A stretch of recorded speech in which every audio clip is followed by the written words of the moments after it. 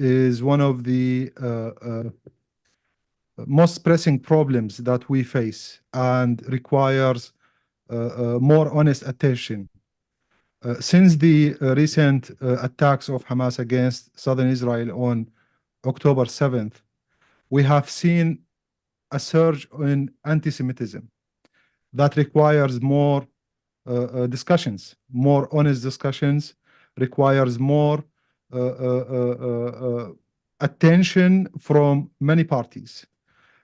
This problem is not new, it's very old. And today we are trying to address this surge in anti-Semitism, whether it's on social media, whether it's in regular media, in books, in public discourse, and many other platforms, which is why we have with us the most relevant people to discuss this issue. We have with us Dr. Matthias Konzel from Germany, we have Evan Ismail from Sweden, and we have Talor and Vered from Israel, who lead Cyber Well, as well as Dr. Matthias wrote a very important book on Islamic anti-Semitism, and lastly, the important dissertation written by Evan Ismail on anti-Semitism in also the Middle East. The question of anti-Semitism in Middle East is one of the most complicated ones. It also requires a very calm discussion, because one of the questions is, if we do not address anti-Semitism now, when is the right time? But also, who are the most relevant people or entities to engage in a discussion about anti-Semitism?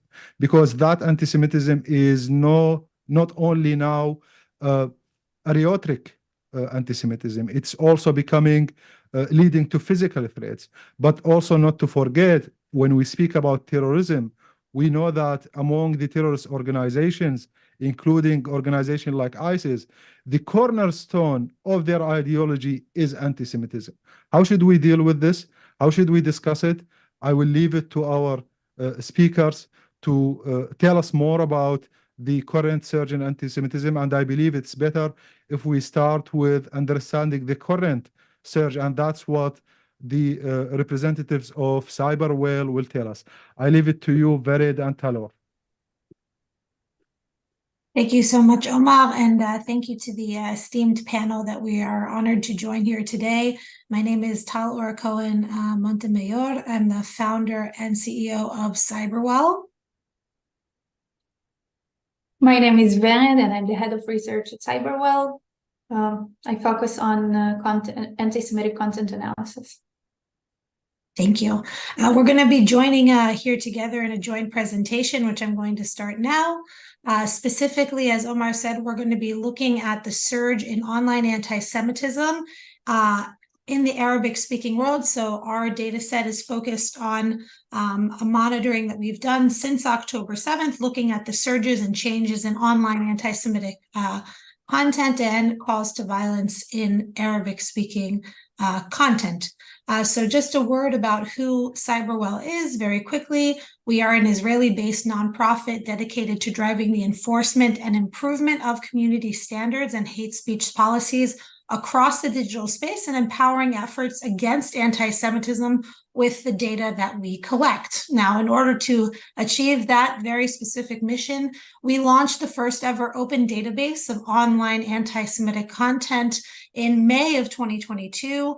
Our monitoring technology is based in AI. To date, we've flagged about 240,000 pieces of anti-Semitic content across the 5 major social media platforms: Facebook, Instagram, TikTok, YouTube, and what was once known as Twitter, now X.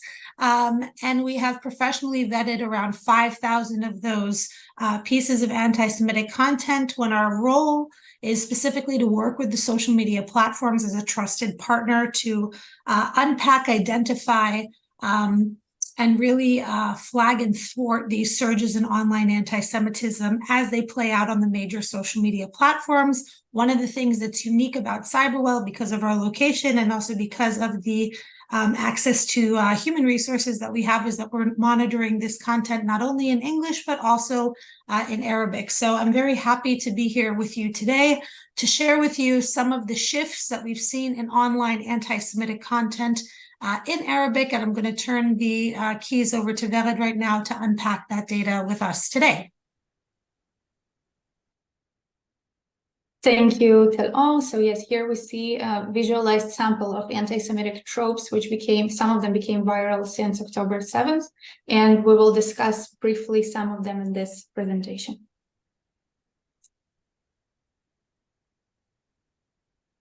So CyberWell's AI technology detected a sharp increase of almost 86% in flagged content since October 7th. And by flagged, I mean content which was high likely to be anti-Semitic, according to our system, across social media platforms. And in my opinion, this is one of the most important numbers in this presentation, because our work is based on analyzing samples. But the increase of the potentially hateful and violent content in percentages, as we can see here, is very sharp since October 7th. You could see it on the previous slide. And here we see, yes, thank you, Farah. Social media platforms work differently, and the monitoring process depends on the platform and its characteristics and specifics. But when analyzing text-based platforms, and here specifically X and Facebook, CyberWell system also detected a sharp uptick in content flagged as highly likely to be anti-Semitic since October 7th, and both of the platforms, as you can see here, with some differences, of course, in numbers and the percentage of increase. Now, before diving into specifically anti-Semitic narratives, what we did was to look at the trending keywords and phrases in general in the online discourse, and we could see some interesting insights. So first of all, before October 7th, we can call it relatively calm times, not a wartime, the potential reach of online discourse about Jews as a keyword was way higher than the potential reach of the discourse about Israel, which leads us to the point that it's not a political discourse only. Okay, it focuses on Jews as a collective, even not during a wartime. The second point we saw was a significant shift from the usage of the term Jew in singular to referring to Jews as a collective. And from a semantic point of view, this wave of generalization may indicate some dangerous, alarming changes, both on social media and in the real world perception of Jews. Now, speaking of the location or detection of geolocation, or where the post was posted from on social media, is very limited and tricky. And usually it's based on the data that the users themselves decide to provide and share with the platform. So in the past 2 months, CyberWell was able to detect the geolocation of 12% only of the anti-Semitic posts in Arabic. And I can share with you that some of the detected countries were Egypt, Jordan, Morocco, but also Germany and the US. And it gives us some indications of flows of content and ideas in different languages and spaces. As part of CyberWell's methodology, we analyzed every single piece of content, every single post, according to the IHRA working definition of anti-Semitism. Which is basically taking a soft power tool and applying it for discourse analysis. And here we can see the comparison of IHRA breakdown of content in Arabic in the 25 days before the war and 25 days since October 7th.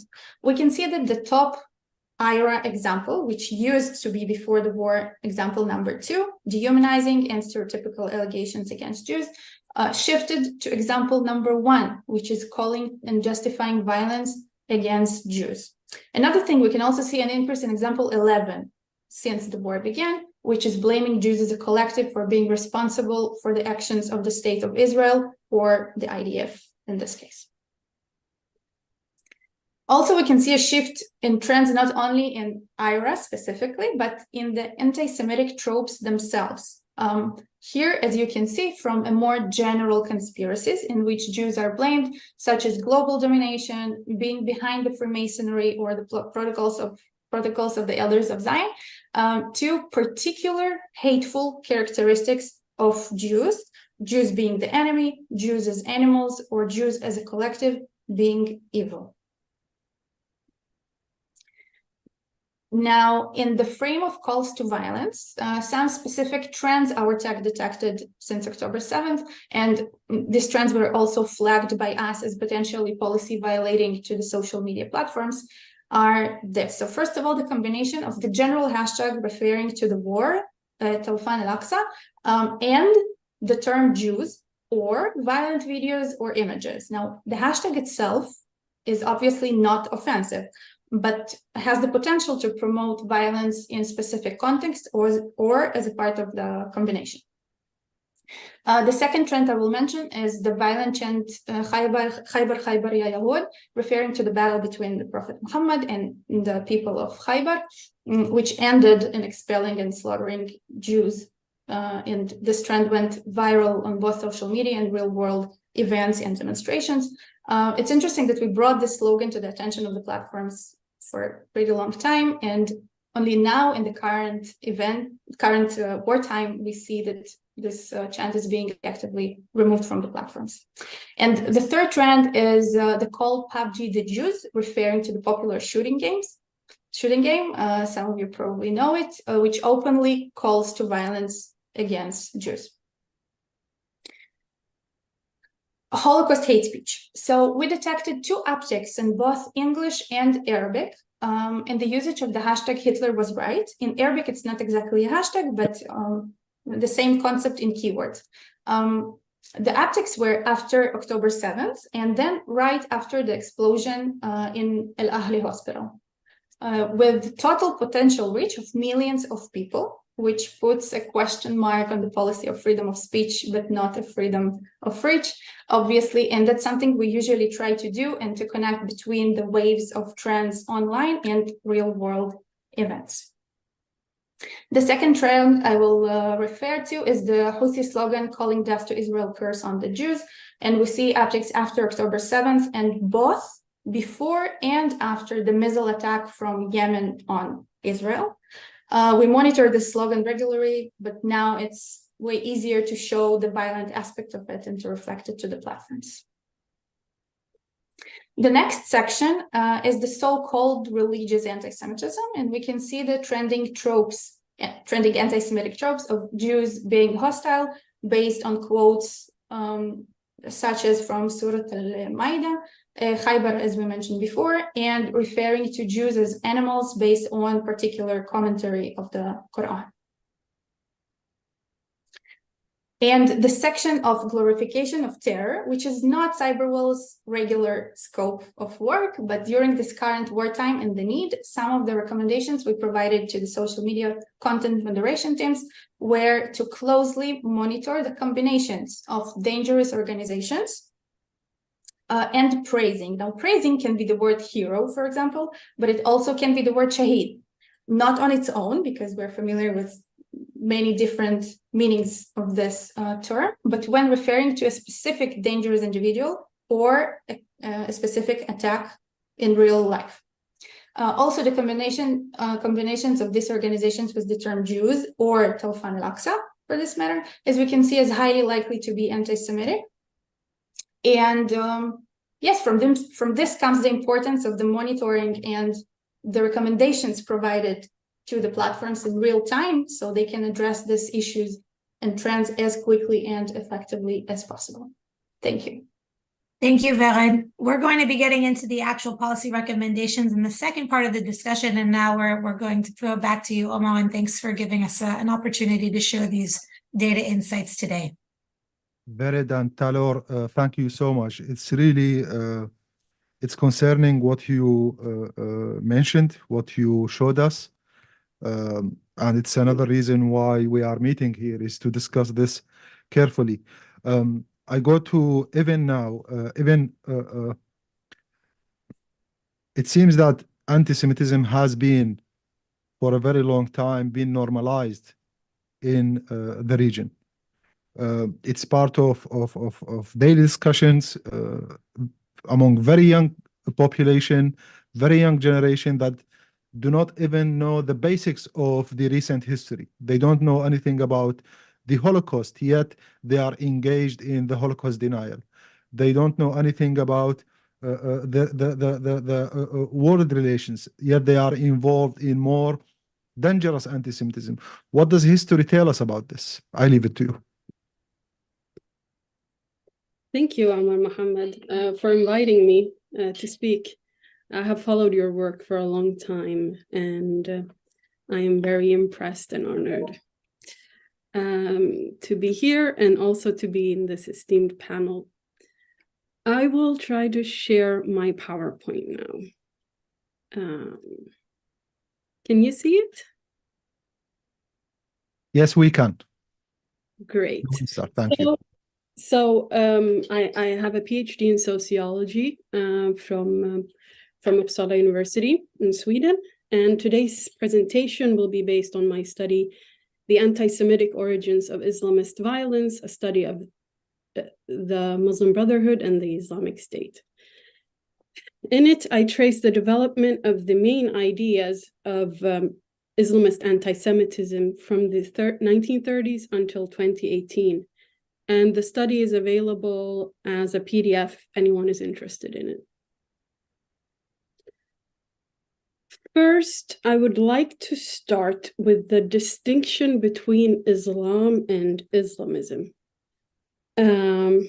I believe it's important to emphasize this distinction. And I view Islamism as a politicization of Islam, and Islam is understood as a spiritual faith.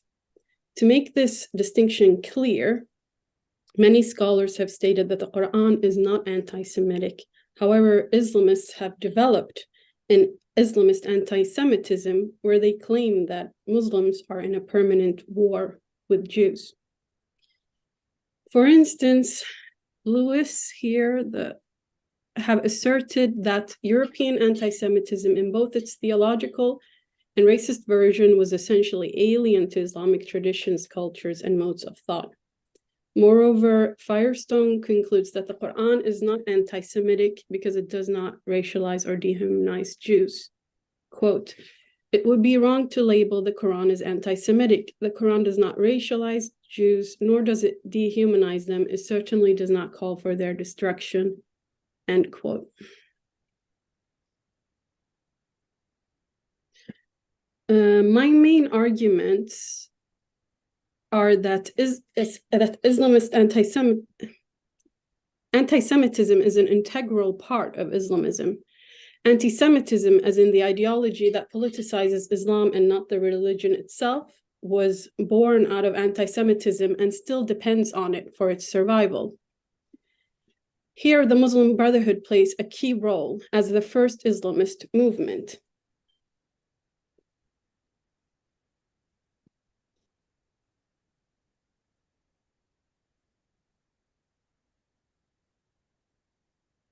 It's shown by Matthias Kunzel, excellent work. The Muslim Brotherhood were actually financed by the Nazis. And it was founded in Egypt in 1928 as a movement that used political institutions in order to Islamize society. Specifically, the Muslim Brotherhood wanted to reclaim what it understood to be the lost dignity of Muslims caused by British imperialism.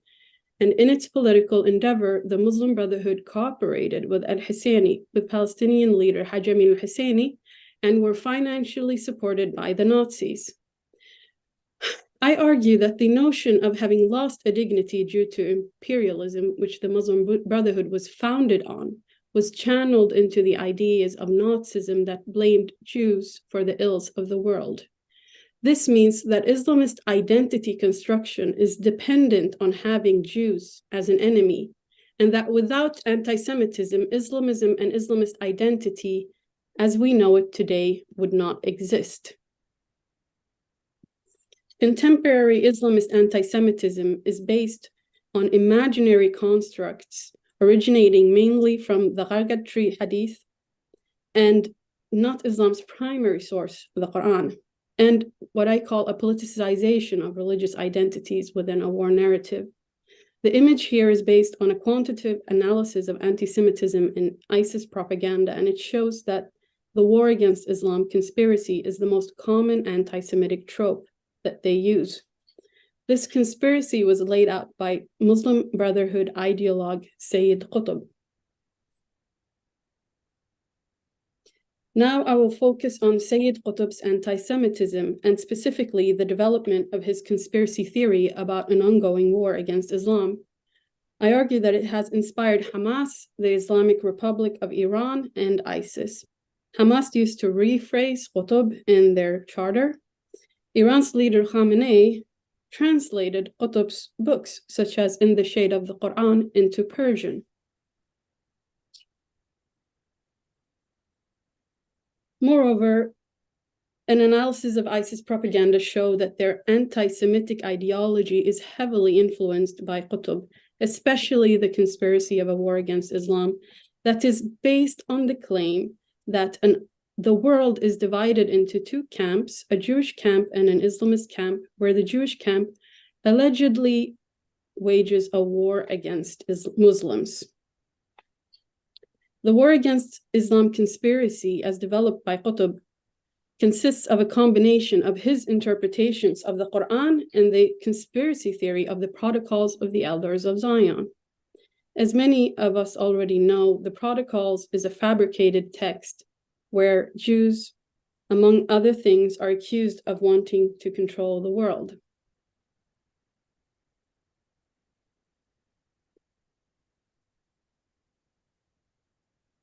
The conspiracy of the Protocols influenced Qutb heavily and his Quran interpretation.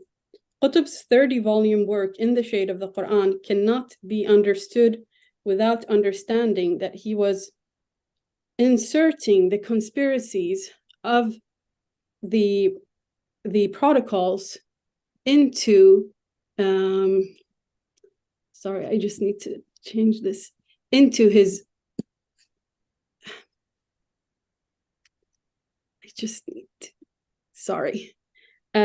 into his Quran interpretation. So his Quran interpretation is a mix between, he mainly uses the Quran verse of Al-Ma'idah 51, which was mentioned earlier. And it says, quote, "Take neither Jews nor Christians as guardians, as they are guardians of each other." And Qutb claimed that this is proof that there is a permanent war being waged against Muslims by Jews. This idea was later adopted by ISIS. However, what Qutb does not mention in his interpretation of the Quran is that it refers to a specific historical context where Muslims were few and had to focus on unity. Instead, he distorted the meaning of the Quran verse with the help of the Protocols by claiming that the verse is proof that Jews are conducting a permanent war against Islam. The idea that he used from the Protocols is the belief that Jews want to control the world and other religions. And my claim is that the conspiracy of an ongoing war against Islam is based on this, and it's still being used today.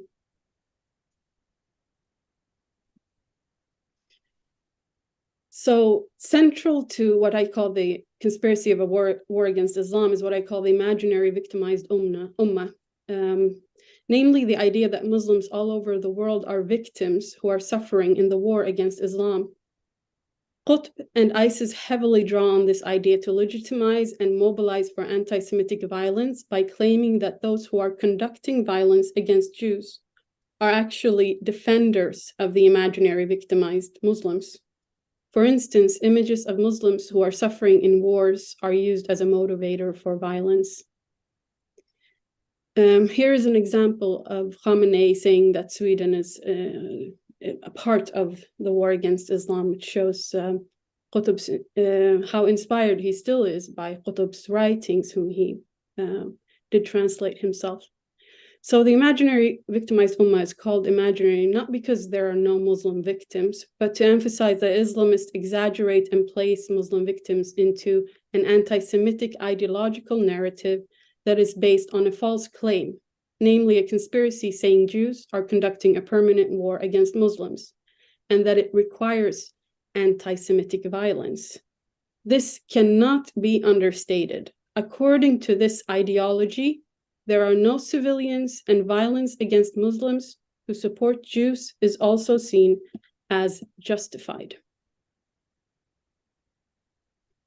I would like to conclude with a few policy recommendations based on my findings. First, in order to counter the influence of the Muslim Brotherhood and to prevent an ideology that incites violence, it is important to strengthen laws against spreading intolerance and incitement to violence through an understanding of Islamist ideology and indoctrination.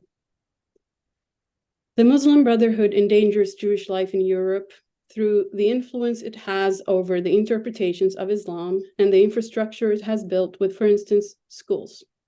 Hence, it is crucial to restrict the distribution and access to Muslim Brotherhood literature and to prevent them from having educational institutions. Lastly, I would like to say that it's important to stop the funding of Muslim Brotherhood organizations. Thank you for listening.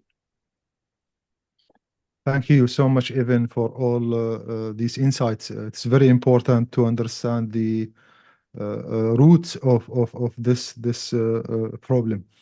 I think, Dr. Consul, as you heard first from the presentation on the current wave of anti-Semitism and also the ideology that is used by Islamist organizations, terrorists. It's almost every terrorist organization, as I mentioned earlier, has its cornerstone as the anti-Semitism is the cornerstone. The first thing they say in their opening is to kill all the Jews, using all the anti-Semitic slogans and so on. Even also mentioned about the collaboration between the Nazis and the Muslim Brotherhood and how this brought more normalization to anti-Semitism in the Middle East. And you wrote a very important book about that. Once again, what does that history tell us and how it's connected to the current wave? Okay, thank you very much, Omar Mohammed. Thank you for organizing this important event and for inviting me.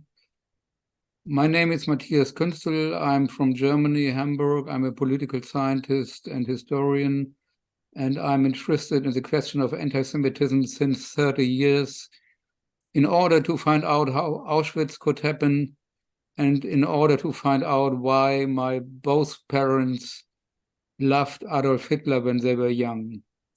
So this is my interest in this question, and I will start now my 12 minutes presentation.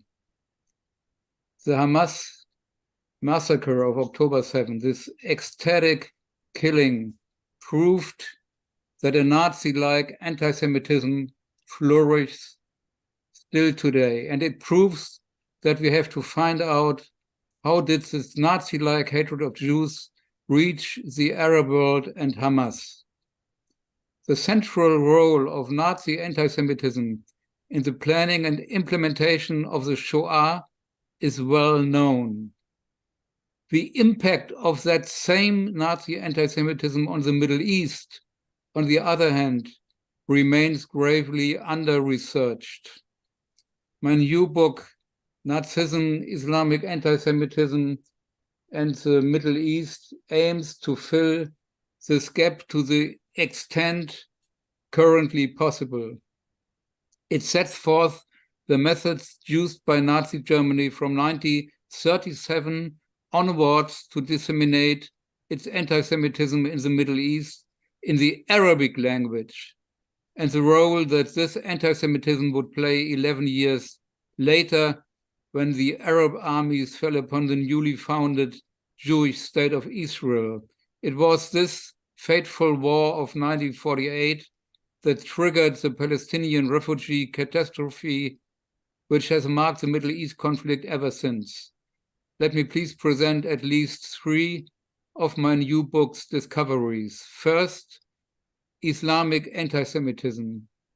It was only from the year 1937 onwards that Berlin began massively to intervene in the Middle East conflict. It wanted to prevent the establishment of even a tiny Jewish state as proposed by the Peel Commission in that summer. From now on, the Nazis backed exclusively the anti-Semites in the region, especially Amin al-Husseini, the Mufti of Jerusalem, and the Muslim Brotherhood, which they massively supported financially and ideologically. They saw the clash in Palestine as an opportunity to impose an anti-Semitic interpretation on the local conflict. In the beginning, however, they had difficulties. Muslims were not ready to accept the Nazis' racist anti-Semitism. Quote, the level of education of the broad masses is not advanced enough for the understanding of the race theory, wrote a leading Nazi in Egypt. So the Nazis started to change their language. Now the godless Nazi Germans of all people tried to educate Muslims about the expressions of Jew hatred that can be found in Islamic writings. From now on, German propaganda combined Islam with anti-Jewish agitation to an extent that had not hitherto been known in the modern Muslim world. The first document of that kind, written by or with the help of Amin al-Husseini, was a pamphlet titled Islam and Judaism, which I document in my book. It is a shocking text that uses and misuses religion for the sole purpose of inciting Jew hatred. It was first published in 1937 in Cairo in order to derail plans for the two-state solution. During the Second World War, it was printed and distributed in large numbers by German forces and translated into several languages. This pamphlet is the very first major document to construct a continuity between Muhammad's confrontation with the Jews in Medina and the contemporary conflict in Palestine. It concludes with the following words, I quote, "The verses from the Quran and Hadith prove to you that the Jews have been the bitterest enemies of Islam and continue to try to destroy it. Do not rest until your land is free of the Jews." We see since 1937, 11 years before the foundation of Israel, Nazis and Islamists were spreading the paranoid idea that the Jews wanted to destroy Islam and that Islam had to fight the Jews in order to survive. Here, those who want to eliminate the Jews pose as victims and project their own desire for destruction onto the Jews. This brings me to my second point, Arabic language radio propaganda. In order to arouse the Arabs on a mass level, the Nazis used their most important propaganda instrument, the shortwave radio transmitter. In April 1939, the Nazis' first Arabic language broadcast came on air.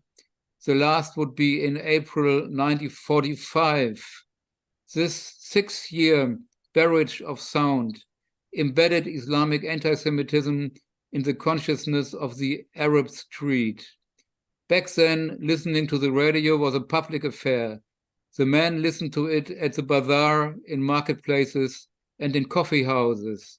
The broadcasts were well produced with excellent and famous speakers, carefully selected Arabic music, and very good sound quality. The content, of course, was rebel-rousing rather than factual. Thus, the United Nations were dubbed the United Jewish Nations, and the Jordanian King Emir Abdullah was mocked as Rabbi Abdullah for wanting to negotiate with the Zionists.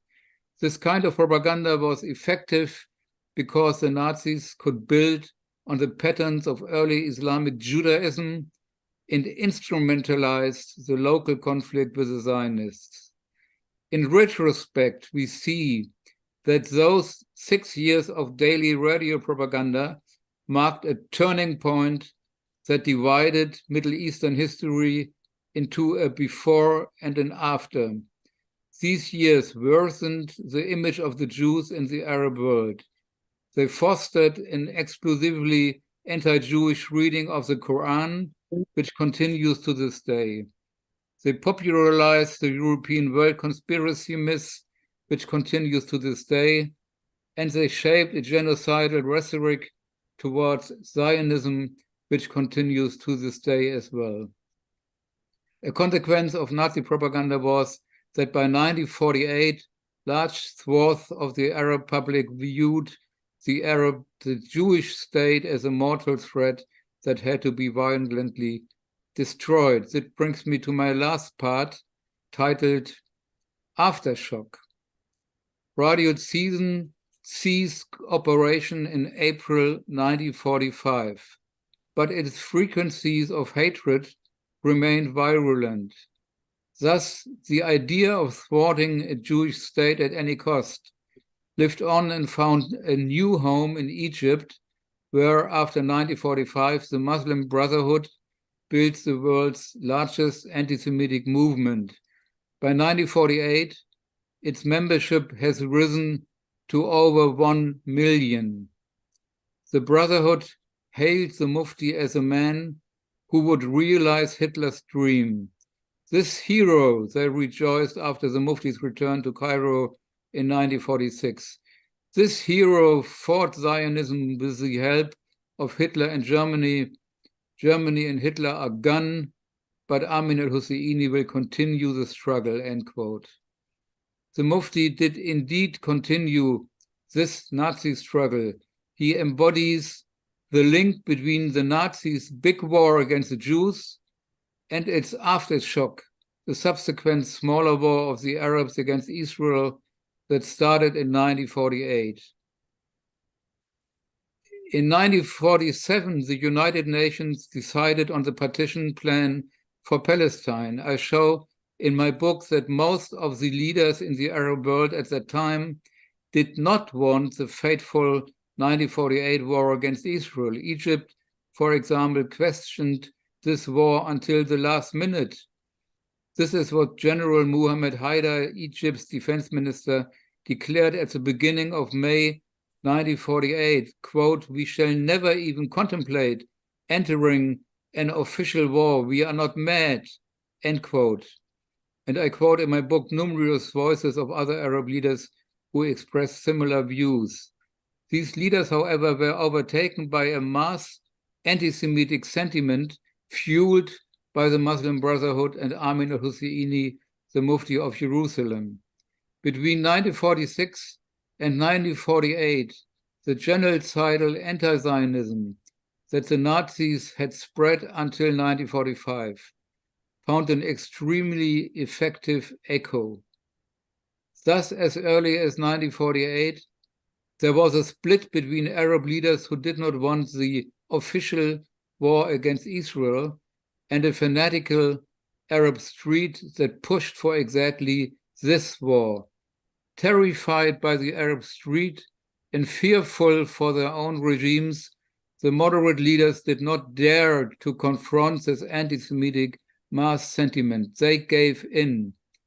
The result was the horrific war of 1948, which led to the Nakba, the flight and expulsion of hundreds of thousands of Arabs from Palestine.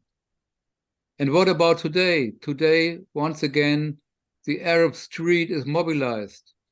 If the Hamas attacks on innocent Israelis were not upsetting enough, the celebration that broke out in response to it in Arab capitals are utterly revolting. Will the Arab elites, as they did in 1948, once again remain silent and bow to this sentiment? Or will they understand that anti-Semitism, if left unchecked, will destroy their societies as well? Thank you for your attention. Dr. Consul, thank you so much for your intervention. I think I go back to Talor and Vered. You have heard from both Evan and Dr. Evan and Dr. Matthias there is a complicated history behind this, but it's also used almost similar trends. There was the broadcasting as the main source of transmission of anti-Semitism between Nazis and the Arab world. I remember looking into the archives. One document struck me is a German teacher working in Baghdad, writing in the public newspaper, be aware of the Jews, be careful of the Jews, you have to kill them, do exactly what we did in Germany. But that was radio and publications. Now we are facing social media. But in order to understand how to effectively address this, we also need to understand the population and the generation that is actually making these trends. What do you know based on the data you have been collecting? What do you know about the population? Who are they? What range of age they have?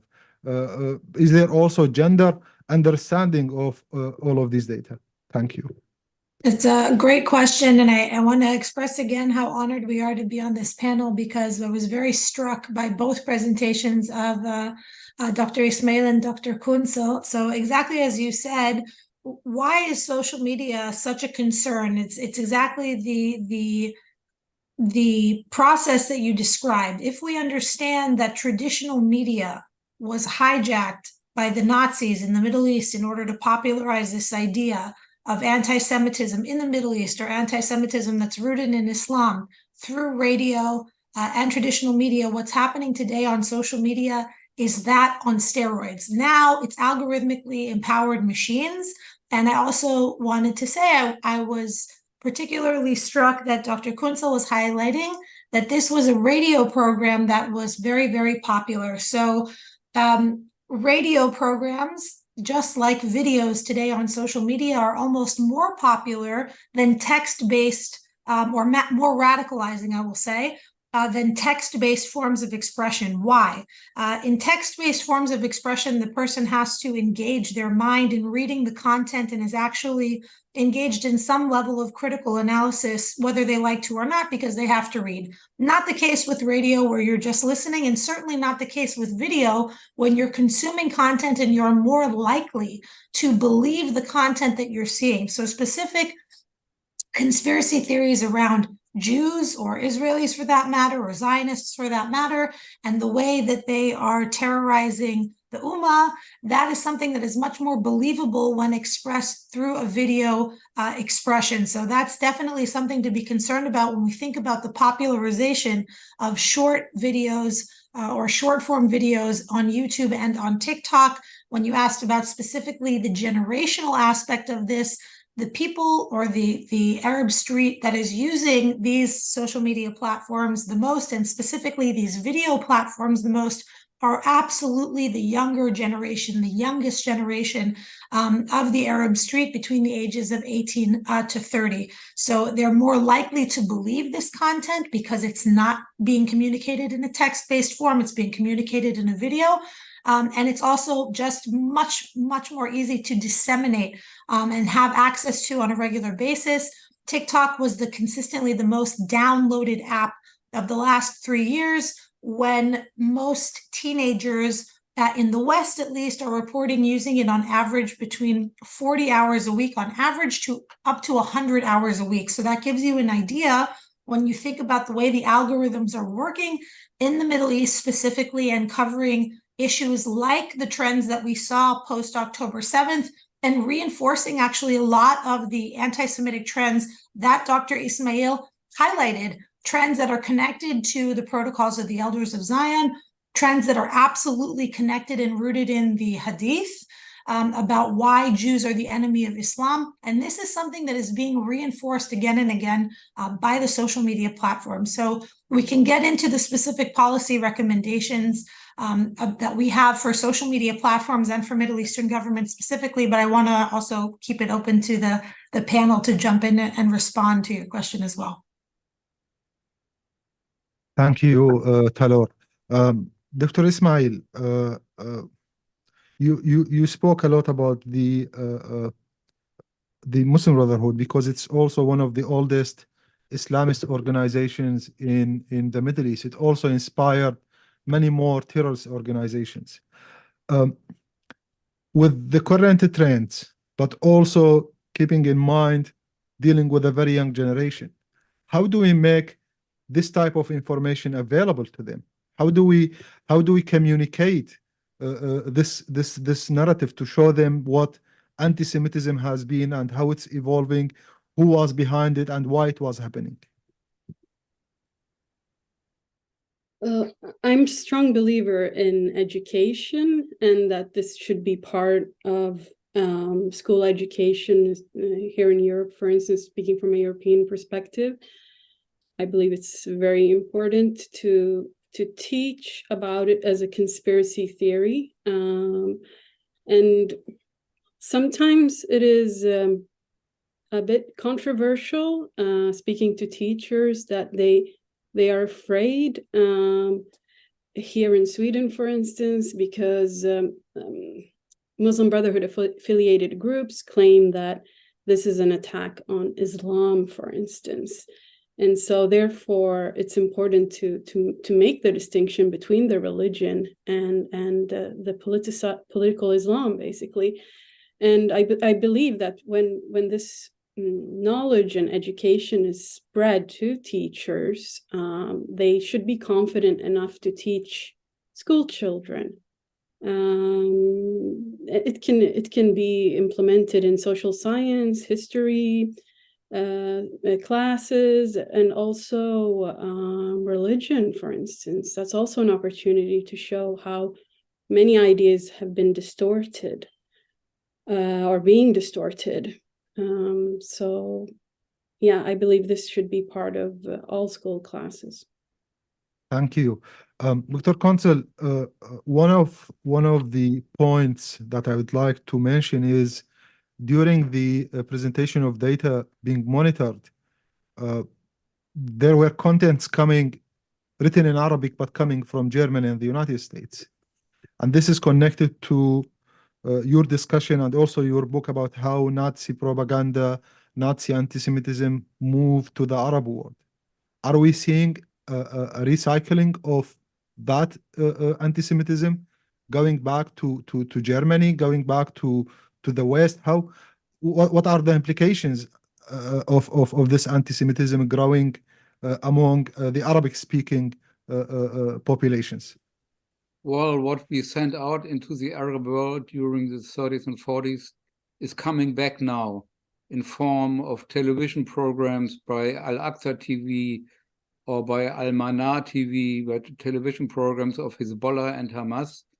And it's coming back, and it's now spreading into the children's rooms in the families of Muslims in Germany. And we have 5 million Muslims. Of course, the big majority is peaceful and not infected by this virus, but there is a radical minority which get all this stuff from the Middle East today. And I would say, well, it's true what Evin Ismail said. We need more education, but in order to have that, we need more programs to teach the teachers.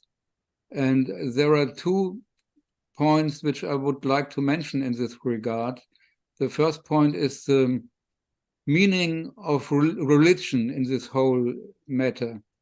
I think, I believe that the Quran is not anti-Semitic as such, but the Quran has a lot of anti-Judaism in it. But we saw with the Abraham Accords that you can interpret the Quran in different ways. And this is an ongoing debate, how to discuss the Quran, which is a very important debate. But Western societies are mostly secular and don't believe that religion plays a big role. But in this case, it plays a big role. And the second point I would like to mention is that I think even the elite in the Western world has no comprehension about anti-Semitism in the Middle East. They mainly think, well, this is a question of this is a local affair. Israel has to behave a bit more nicer, and then anti-Semitism will go away again. And this is not true. They don't want to see the influence of Nazi Germany on the whole region in order to blame the Jews for anti-Semitism in this part of the world, which is not correct, which is not true in historical as a historical fact, and it's never true when you discuss anti-Semitism. It has nothing to do with concrete Jewish behavior.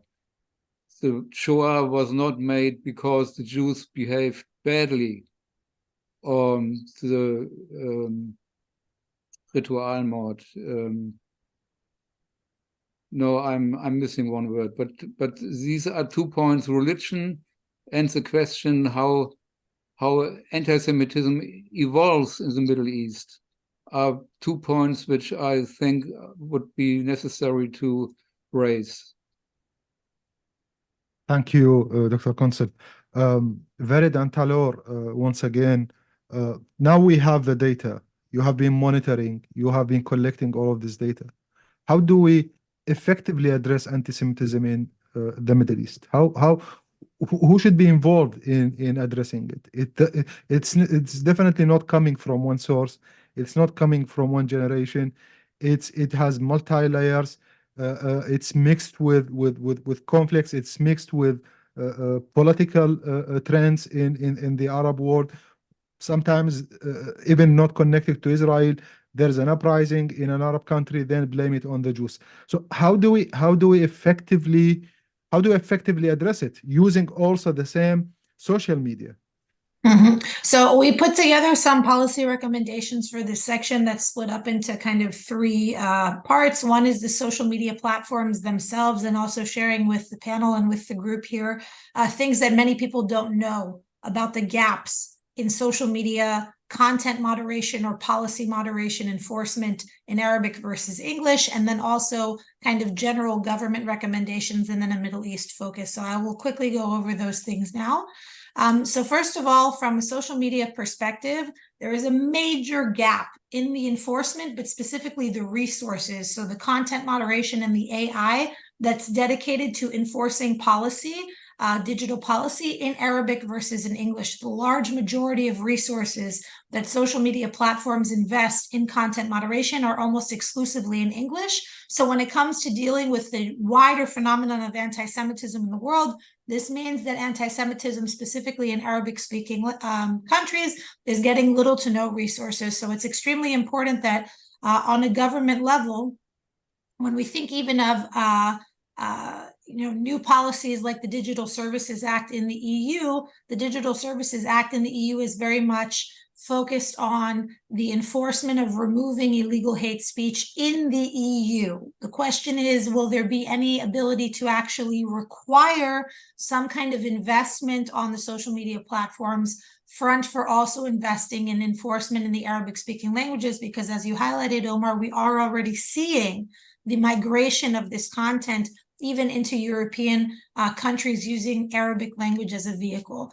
The other thing that social media platforms can do is actually use positive interventions or pop-up education resources, redirecting users to more informative sources about things like the Holocaust, about things potentially like the Mufti of Jerusalem or the protocols of the Elders of Zion. When you see somebody who is interested in these subjects and is searching actively on the social media platforms, the platform has the ability to kind of interact with the user and redirect them to educational sources. And considering the amount that users are using this, these interventions have actually been proven to be rather effective. A robust application of hate speech, automated flagging in sounds, images, and videos. A lot of the investment that social media platforms do until today has only been in text, and we really saw this on October 7th with the explosion of graphic content and even the execution and kidnapping of families that were live streamed onto Facebook or onto Twitter.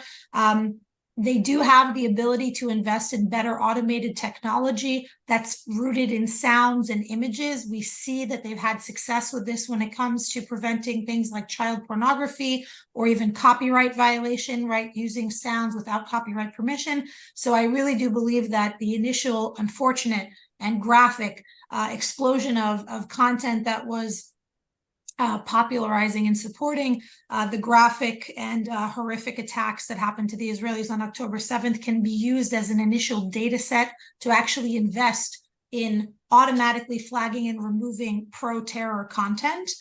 And re-examining the policies regarding the anti-Semitism in Arabic that's rooted in the Quran or Hadith sources. So one of the things that's unfortunate that Vered had mentioned in the presentation is that some of the anti-Semitic trends here that we see that got an uptick post-October 7th are things that we have highlighted to the platforms before, and their response coming back to us, for example, with Khaybar, for example, with talking about Jews as sons of pigs and monkeys, right? That their response sometimes is, oh, well, that has a religious text as its resource, so we don't necessarily want to touch that. And we actually think that there's room to re-examine that because there are interpretations of these religious texts, as even Ismail highlighted, number one, and number two, very simply, they're being used to very much promote and reinforce anti-Semitism. I don't want to take up. Yeah. Okay, we're going to stop. Okay. We are out of time. Thank you. No problem. We have only 3 minutes left, and quickly, even one of the pressing issues is when we say Islamism is not Islam and Islamism is manipulating Islam. How do we disengage Islam from this anti-Semitism? How do we practically be well informed and also inform the public that Islam is not what Islamism is trying to present in relation with anti-Semitism? Sorry, I know the time is very short. Short answer. I believe in intellectually engaging with the ideas through work, writing mainly. It should be, but also now after this excellent presentation, to have videos and to spread it in social media seems very, very important. Yeah. Thank you, Dr. Consul. How do we re-engage history once again in our discussion when we speak about anti-Semitism in the Middle East? Well, I would like to answer the former question, Islam and Islamism. I think we have to be honest. ISIS, with all these terror acts, could draw some legitimation from the Quran. So the Quran can be interpreted in different ways. And it can be interpreted in a peaceful way, in a tolerant way, and it can be interpreted in a terrible, horrific, racist way. So it's a question how to deal with it. We can't deny that the Quran has some very bad verses which the Muslims have to deal with. So I think it's very important to make clear that it's the question of interpretation, and we need an interpretation which is compatible, which is based on values which we have in the Western world. Thank you, Dr. Consul. Talor and Vered, in less than a minute, if you would say one effective policy recommendation to effectively engage communities in the Middle East in the fight against anti-Semitism. I think that we've mentioned education, and we've also mentioned the gap in educating the educators. I also really do believe that we have to have, for the countries that are interested in and seek a stability in their country, to have them onboarded onto an anti-racist and anti-Semitic agenda. That includes sending their bureaucrats and security stakeholders to higher education programs, to events that are focused on anti-racism and anti-Semitism education, and also calling out directly very popular anti-Semitic ideas like the Protocols of the Elders of Zion, like religious framed anti-Semitism within the culture. There needs to be active leadership from the leaders in these countries on this issue. Talor, Vered, Evan, for Matthias, thank you so much for your time, for all the insights you brought to the discussion. I would also like to thank all the audience who joined us today, for those who posed the questions, and for those whom I couldn't answer your questions. I apologize for that. We were tight on time. We hope to see you in another discussion. I wish you a great day. Thank you so much for engaging in